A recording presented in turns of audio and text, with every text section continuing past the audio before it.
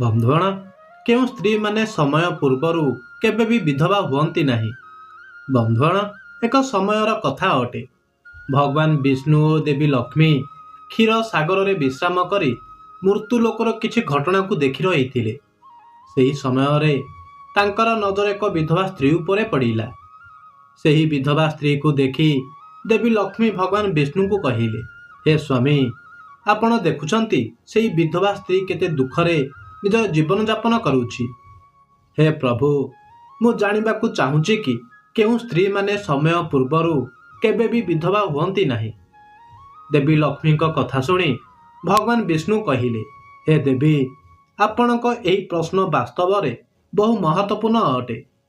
ହେ ଦେବୀ, ମୁଁ ଆପଣଙ୍କୁ ଆପଣଙ୍କ ପ୍ରଶ୍ନର ଉତ୍ତର ଦେବା ଆଗରୁ ମୁଁ ସ୍ତ୍ରୀଙ୍କ କିଛି ଲକ୍ଷଣ ଓ କାର୍ଯ୍ୟ ବିଷୟରେ ଆପଣଙ୍କୁ କହିବି, ଯାହାରି କାରଣରୁ ଏହା ନିର୍ଦ୍ଧାରିତ ହୋଇଥାଏ କି ସେହି ସ୍ତ୍ରୀର ଭାଗ୍ୟ କିପରି ହେବ। ହଁ ଦେବୀ, ଯେଉଁ ପର୍ଯ୍ୟନ୍ତ ମୁଁ ତୁମକୁ ଏହି କଥା ଶୁଣାଇବି ତାହାକୁ ମନ ଧ୍ୟାନ ଦେଇ ଶେଷ ଯାଏ ଶୁଣନ୍ତୁ, କାରଣ ଅଧା ଅଧୁରା ଜ୍ଞାନ ସର୍ବଦା ବିଷ ସହ ସମାନ ହୋଇଥାଏ। ଯିଏ ବି ଏହି କଥାକୁ ପୁରା ମନ ଦେଇ ଶେଷ ଯାଏ ଶୁଣିବ, ତାରି ଉପରେ ମୋରି କୃପା ସର୍ବଦା ବନି ରହିବ।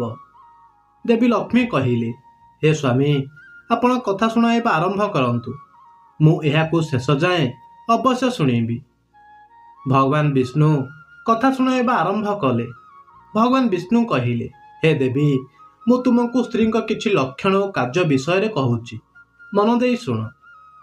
ହେ ଦେବୀ, ଯେଉଁ ମହିଳାମାନଙ୍କ କପାଳରେ କଳା ଯାଇ ରହିଥାଏ, ସେହି ମହିଳାମାନେ ବହୁତ ଧନବାନ ଓ କୀର୍ତ୍ତିବାନ ହୋଇଥାନ୍ତି।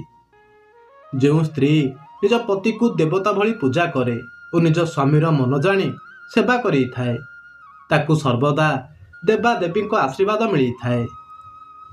ଏହା ସହ ଯେଉଁ ମହିଳାଙ୍କ ପାଦରେ ଅନାମିକା ଆଙ୍ଗୁଳି ନଥାଏ, ସେହି ମହିଳାମାନେ କଳି ଝଗଡ଼ା ପ୍ରଭୃତିର ହୋଇଥାନ୍ତି ଓ ଏହା ବ୍ୟତୀତ ସ୍ୱାମୀ ଦ୍ରୋହୀ ହୋଇଥାନ୍ତି।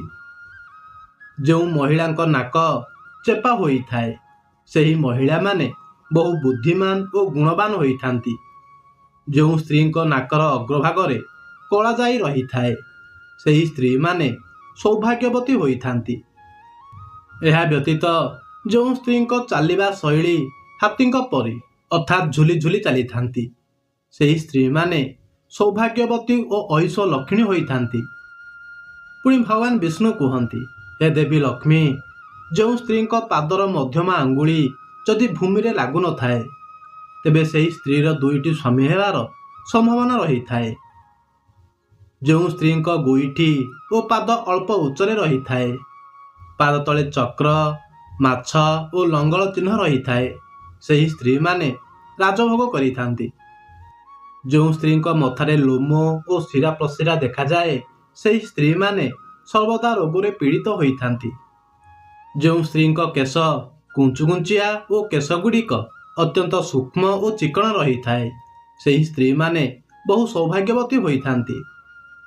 ଯେଉଁ ସ୍ତ୍ରୀଙ୍କ ପାଦ ଚିକ୍କଣ, ନଖ ତମ୍ବା ରଙ୍ଗ ସଦୃଶ୍ୟ, ତଳିପାଦରେ ମାଛର ଅଙ୍କୁଶ ଓ ଚକ୍ରଚିହ୍ନ ରହିଥାଏ, ସେହି ସ୍ତ୍ରୀମାନେ ସାକ୍ଷାତ ଦେବୀ ଲକ୍ଷ୍ମୀଙ୍କ ସଦୃଶ ହୋଇଥାନ୍ତି। ଯେଉଁ ମହିଳାଙ୍କ କେଶ ଘନ କଳା ଓ କୁଞ୍ଚୁକୁଞ୍ଚିଆ ରହିଥାଏ, ସେମାନେ ସର୍ବଦା ଜୀବନରେ ସୁଖଭୋଗ କରିଥାନ୍ତି। ଯେଉଁ ସ୍ତ୍ରୀଙ୍କ କେଶ ଲମ୍ବା ନ ହୋଇ ବହୁତ ଛୋଟ, ସରୁ ଓ ସୁନ୍ଦର ହୋଇଥାଏ, ସେହି ସ୍ତ୍ରୀ ରାଜକନ୍ୟା ହୋଇଥାଏ। ଯେଉଁ ମହିଳାଙ୍କ କେଶ ଲମ୍ବା ରହିଥାଏ ଓ ଚିକ୍କଣ ହୋଇଥାଏ, ସେହି ମହିଳାମାନେ ପୁରୁଷଙ୍କ ପାଇଁ ବହୁ ସୌଭାଗ୍ୟବତୀ ହୋଇଥାନ୍ତି। ଯେଉଁ ସ୍ତ୍ରୀମାନେ ପ୍ରତ୍ୟେକ କଥାରେ ହସି ଉଠନ୍ତି, ସେହି ସ୍ତ୍ରୀଙ୍କ ଚରିତ୍ର ଭଲ ହୋଇନଥାଏ। ଯେଉଁ ସ୍ତ୍ରୀମାନେ କଣେଇ କଣେଇ ଅନାଇ ସ୍ମିତହାସ୍ୟ ଦେଇଥାନ୍ତି, ସେହି ସ୍ତ୍ରୀମାନେ ସର୍ବଦା ଅନ୍ୟ ପୁରୁଷଙ୍କ ପ୍ରତି ଆକୃଷ୍ଟ ହୋଇଥାନ୍ତି। ଯେଉଁ ସ୍ତ୍ରୀମାନେ ମୁଣ୍ଡରେ ଗୋଟିଏ ସରଳ ରେଖାରେ ସିନ୍ଥି କାଟି ସିନ୍ଦୁର ଲଗାଇଥାନ୍ତି, ସେହି ସ୍ତ୍ରୀମାନେ ଅହିଷୁ ଲକ୍ଷଣ ହୋଇଥାନ୍ତି। ଏହା ସହ ଯେଉଁ ସ୍ତ୍ରୀମାନେ ହସିବା ସମୟରେ ସେମାନଙ୍କ ଦାନ୍ତ ବାହାରକୁ ଦେଖାଯାଏ ନାହିଁ, ସେହି ସ୍ତ୍ରୀମାନେ ଅତି ସୁଖରେ ଜୀବନ ଅତିବାହିତ କରିଥାନ୍ତି। ଯେଉଁ ସ୍ତ୍ରୀମାନେ ହସିବା ସମୟରେ ଦୁଇ ଗାଲରେ ଗାତ ସଦୃଶ ଚିହ୍ନ ସୃଷ୍ଟି ହୋଇଥାଏ, ସେମାନେ ଲମ୍ଫଟି ସ୍ୱଭାବର ହୋଇଥାନ୍ତି। ଯେଉଁ ସ୍ତ୍ରୀମାନେ ହସିବା ବେଳେ ତାଙ୍କ ଶରୀର ଥରି ଉଠୁଥାଏ, ସେହି ସ୍ତ୍ରୀମାନେ ସୌଭାଗ୍ୟବତୀ ହୋଇଥାନ୍ତି। ପୁଣି କଥାକୁ ଆଗକୁ ବଢ଼ାଇ ଭଗବାନ ବିଷ୍ଣୁ କହିଲେ, ହେ ଦେବୀ, ଯେଉଁ ସ୍ତ୍ରୀମାନେ ହସି ହସି କାହା ସହ କଥାବାର୍ତ୍ତା କରିବା ବେଳେ ଯଦି ତାଙ୍କରି ଆଖି ବିରାଡ଼ି ସଦୃଶ ଦେଖାଯାଏ, ତେବେ ସେହି ସ୍ତ୍ରୀମାନେ ବହୁତ କାମିକା ଅଟନ୍ତି। ଯେଉଁ ମହିଳାମାନେ ହସିବା ସମୟରେ ଯଦି ଦାନ୍ତର ଉପରି ଭାଗ ଦେଖାଯାଏ, ତେବେ ସେହି ମହିଳାମାନେ ଚୋର ସ୍ୱଭାବର ହୋଇଥାନ୍ତି। ଯେଉଁ ମହିଳାଙ୍କ ପାଦର ଗୋଇଠି ସମାନ ନଥାଏ, ସେହି ମହିଳାମାନେ ଜୀବନରେ ଦାରିଦ୍ର୍ୟ ଓ କଷ୍ଟରେ ଜୀବନ ଅତିବାହିତ କରିଥାନ୍ତି। ଏହା ସହ ଯେଉଁ ମହିଳାଙ୍କ ମୁଣ୍ଡ ବଡ଼ ହୋଇଥାଏ, ସେହି ମହିଳାମାନେ ଖଳ ଦୃଷ୍ଟ ସ୍ୱଭାବର ହୋଇଥାନ୍ତି। ଏହା ବ୍ୟତୀତ ଯେଉଁ ସ୍ତ୍ରୀଙ୍କ ମୁହଁ ଗୋଲାକାର ହୋଇଥାଏ, ସେହି ପ୍ରକାରର ସ୍ତ୍ରୀମାନେ ସୁଲକ୍ଷଣୀ ସ୍ୱଭାବର ହୋଇଥାନ୍ତି। ହେ ଦେବୀ, ଏକ ବିଶେଷ କଥା, ଯେଉଁ ମହିଳାର କାଣି ଆଙ୍ଗୁଠି ଭୂଇଁରେ ଲାଗେ ନାହିଁ, ସେହି ମହିଳା ବିବାହ ପରେ ସ୍ୱାମୀର ବିନାଶ କରିଥାଏ ଓ ବିଧବା ହୋଇଥାଏ। ପୁଣି ବିଧବା ହେବା ପରେ ମଧ୍ୟ ଯଦି ସେ ଦ୍ୱିତୀୟ ବାର ବିବାହ କରେ, ତେବେ ସେ ଦ୍ୱିତୀୟ ସ୍ୱାମୀର ମଧ୍ୟ ବିନାଶ ଘଟାଏ। ଯେଉଁ ସ୍ତ୍ରୀଙ୍କ ମୁହଁ ଅତି ସରୁ ଓ ତୀକ୍ଷ୍ଣ ଦେଖାଯାଏ, ତେବେ ସେହି ସ୍ତ୍ରୀମାନେ ଜିଦ୍ ସ୍ୱଭାବର ହୋଇଥାନ୍ତି। ଯେଉଁ ସ୍ତ୍ରୀମାନେ ଘରର ଉତ୍ତର ଦିଗରେ ମା ଲକ୍ଷ୍ମୀଙ୍କ ଫଟୋ ଓ ଧନର ଦେବ କୁବେରଙ୍କ ଫଟୋ ଲଗାଇବା ବହୁତ ଶୁଭ ହେବା ସହ ଘରର ଆର୍ଥିକ ସ୍ଥିତି ମଜବୁତ ରହିଥାଏ।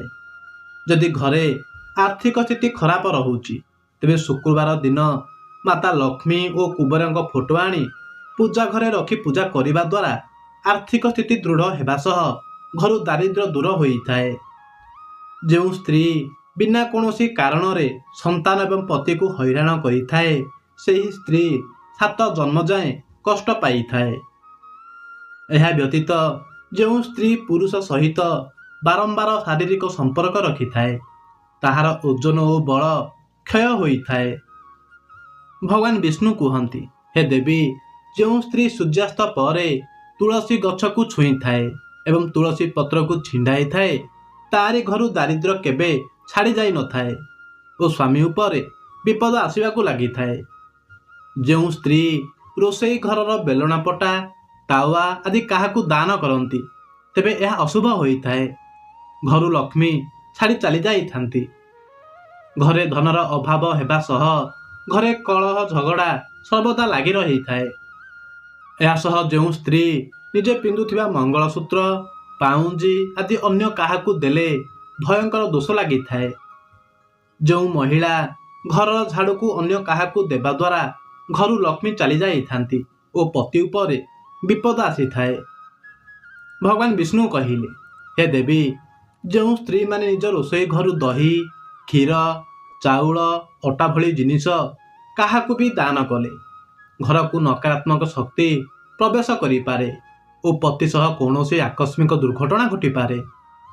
ହେ ଦେବୀ, ଯେଉଁ ସ୍ତ୍ରୀ ନିଜର ପତିକୁ ତାର ଏକମାତ୍ର ପୁରୁଷ ବୋଲି ଭାବିଥାଏ ତଥା ସେହି ସ୍ତ୍ରୀକୁ କୌଣସି ପ୍ରଭାବ ପଡ଼େ ନାହିଁ କି ଅନ୍ୟ ପୁରୁଷ କିଏ ଓ କିପରି, ଯଦି ଭଗବାନ ସ୍ୱୟଂ ପୁରୁଷ ରୂପରେ ଆସିଯାଆନ୍ତି, ତେବେ ମଧ୍ୟ ସେହି ସ୍ତ୍ରୀ କହିବ, ନାହିଁ, ମୋର ଏକ ହିଁ ପତି ଅଟନ୍ତି, ସେ ମୋ ପାଇଁ ଭଗବାନ ସଦୃଶ୍ୟ।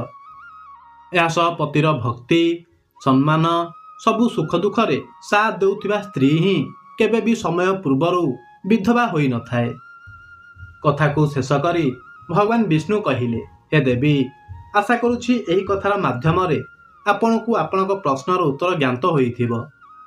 ଦେବୀ ଲକ୍ଷ୍ମୀ କହିଲେ, ହେ ପ୍ରଭୁ, ଆପଣଙ୍କୁ କୋଟି କୋଟି ପ୍ରଣାମ। ମୁଁ ଆପଣଙ୍କ ଏହି ମୂଲ୍ୟବାନ କଥାର ମାଧ୍ୟମରେ ମୋରି ପ୍ରଶ୍ନର ଉତ୍ତର ପାଇଗଲି। ବନ୍ଧୁଗଣ, ଆଶା କରୁଛି ଏହି କଥାଟି ଆପଣଙ୍କୁ ନିଶ୍ଚୟ ପସନ୍ଦ ଆସିଥିବ। ଯଦି ଏହି ଭିଡ଼ିଓଟି ଆପଣଙ୍କୁ ପସନ୍ଦ ଆସିଥାଏ, ତେବେ କମେଣ୍ଟ ବକ୍ସରେ ଜୟ ଶ୍ରୀ ହରିବିଷ୍ଣୁ ନିଶ୍ଚୟ ଲେଖିଦିଅନ୍ତୁ। ଏହା ସହ ଭିଡ଼ିଓକୁ ଲାଇକ୍ କରି ଆମର ୟୁଟ୍ୟୁବ୍ ଚ୍ୟାନେଲକୁ ସବସ୍କ୍ରାଇବ୍ କରିଦିଅନ୍ତୁ। ଧନ୍ୟବାଦ।